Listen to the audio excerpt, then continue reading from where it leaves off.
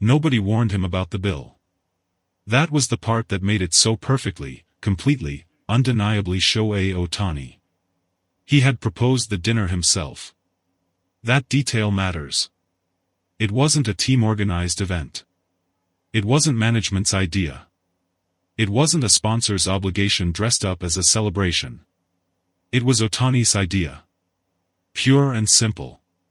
After the Dodgers finished off the Padres in a game that had required everything from everyone, after the final out landed in the glove and the dugout erupted and the handshakes happened and the equipment was packed, it was Ohtani who looked around at his teammates and said the words that started everything.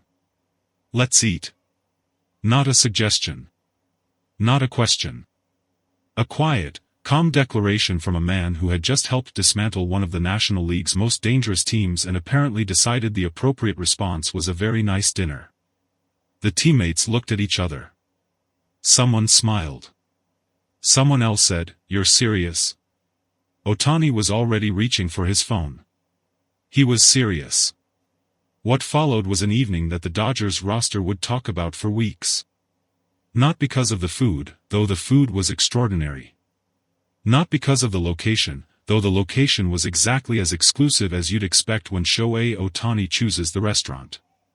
But because of the moment the bill arrived. And because of the expression on Ohtani's face when it did. Mookie Betts, sitting 3 seats away, saw it happen in real time. And he has not stopped laughing about it since. The victory over the Padres had not been a simple one. These two teams carry a weight of history and rivalry that turns every series into something more than baseball. The Padres had come in with intention. With preparation. With the specific energy of a team that believes, genuinely believes, they can compete with the Dodgers at the highest level. And for stretches of the game, they proved it. There were moments when the outcome felt genuinely uncertain. When the Padres lineup created pressure that the Dodgers had to actively, carefully manage. Ohtani himself had not had a perfect game at the plate. He'd worked deep counts, drawn a walk, hit a ball hard that found a glove. The kind of game where your contribution is real but invisible to the casual eye. But the Dodgers won. They found a way, as good teams find ways, to push through the difficult moments and arrive at the final out with the lead intact. And when it was over, when the relief and satisfaction settled over the clubhouse, Ohtani felt something. The same thing he often feels after a hard-earned team victory. The desire to gather. To sit together. To eat well and let the tension of competition dissolve into something warmer and more human. So he proposed it. And no one said no to Shohei Ohtani suggesting dinner. The restaurant he chose was not the kind of place you stumble into. It was not a sports bar near the stadium. It was not a chain steakhouse with a private room in the back. It was the kind of restaurant that exists in a specific tier of Los Angeles dining. The kind where the menu doesn't have prices printed on it. The kind where the sommelier knows more about what you're drinking than you ever will. The kind where reservations are made weeks in advance by people with the right connections, and the food arrives in courses that are works of art as much as they are sustenance. Ohtani had made a call. Someone had made it happen. And by the time the group of Dodgers arrived, the private dining room was set and waiting. White tablecloths. Soft lighting.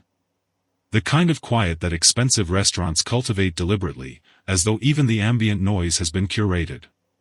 Some of the younger players exchanged glances when they walked in. A few reached for their phones before someone reminded them this was a private evening. They sat. They ordered. And what followed was exactly what Ohtani had intended. Conversation that had nothing to do with baseball. Laughter that came from somewhere genuine. The kind of team bonding that doesn't happen in a locker room or on a practice field. The kind that requires a table and food and enough time to let guards down completely. Ohtani sat near the center of the long table, his interpreter beside him, moving between English and Japanese in that fluid way that has become its own kind of art form. He was engaged. Attentive. Asking questions about teammates' families, their hometowns, things that had nothing to do with batting averages or pitch selections. This was the Ohtani most people never see. Not the athlete. The person at the center of a group he genuinely cares about. The courses came and went. Each one more impressive than the last. Someone ordered Wagyu. Someone else ordered a seafood dish that arrived looking like something from a museum. The wine that appeared at the table was chosen with care and cost with the kind of quiet authority that only reveals itself later. Nobody was watching the prices. That was the thing. Nobody was thinking about it. They were too busy enjoying the evening, too immersed in the rare luxury of a night without obligation, without the next game pressing down on them immediately. Ohtani had created something. A pocket of time where the Dodgers were not a baseball team managing a playoff push. They were just people sharing a meal. And it was beautiful in that specific way that only exists when someone creates it on purpose. Mookie Betts was seated down the table, close enough to observe, far enough to appreciate the full picture. He would later describe the evening as one of the best team dinners he'd ever been part of. Not because of the restaurant's prestige. Because of how alive the table felt. How present everyone was. He would also describe what happened when the bill arrived.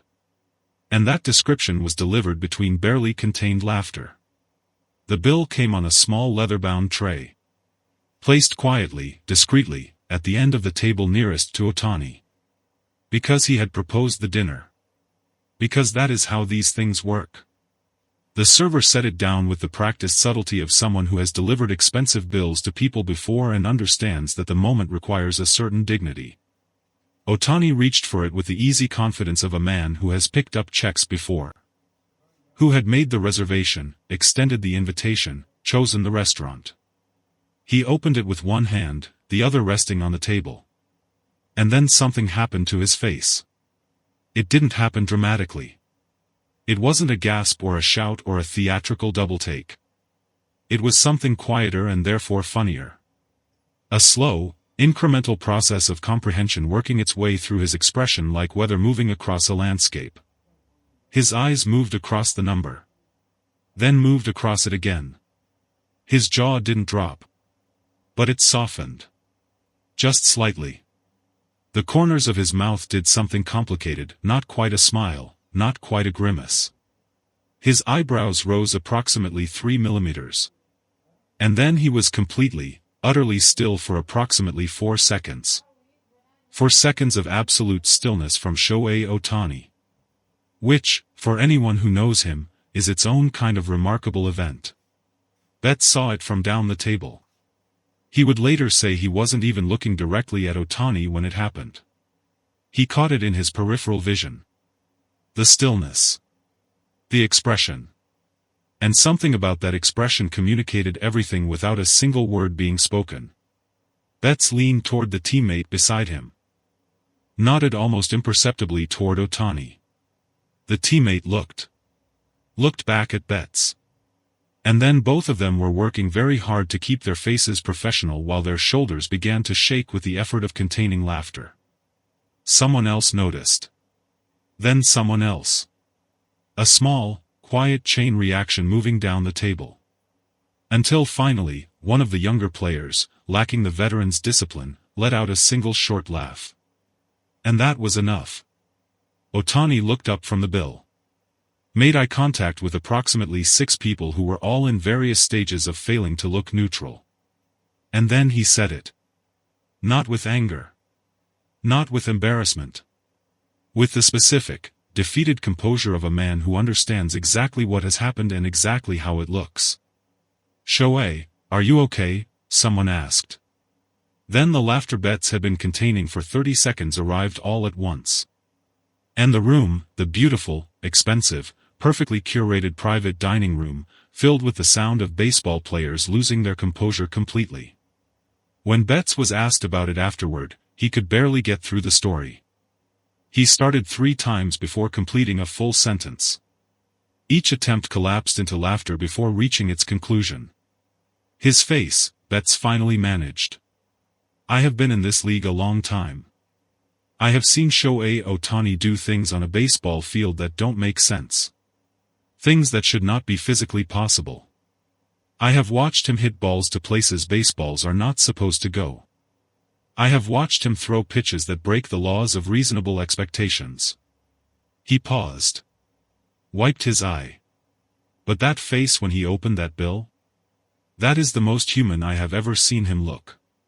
That was not a two-way superstar sitting there. That was just a guy who did not check the menu prices before inviting 20 people to the nicest restaurant in Los Angeles. The room broke again. Betts nodded slowly, composing himself. And he paid it. Every cent, didn't say a word about it. Just closed the tray, put his card in, and handed it back to the server like he hadn't just seen a number that would make most people need to sit down. Someone asked if Ohtani seemed upset. Betts thought about it for a moment. Upset? No. Surprised? Genuinely, completely, 100% surprised. But upset? He shook his head. He looked around that table. Looked at all of us. And he smiled. A real one. And he said something to his interpreter, and then the interpreter said, in English, he says it was worth it. It was worth it.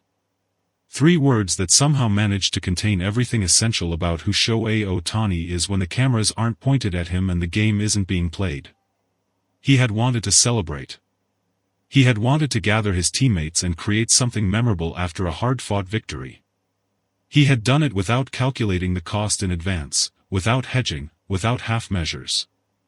And when the cost arrived on a small leather tray and turned out to be significantly more than most people spend on a month of groceries, he didn't retreat.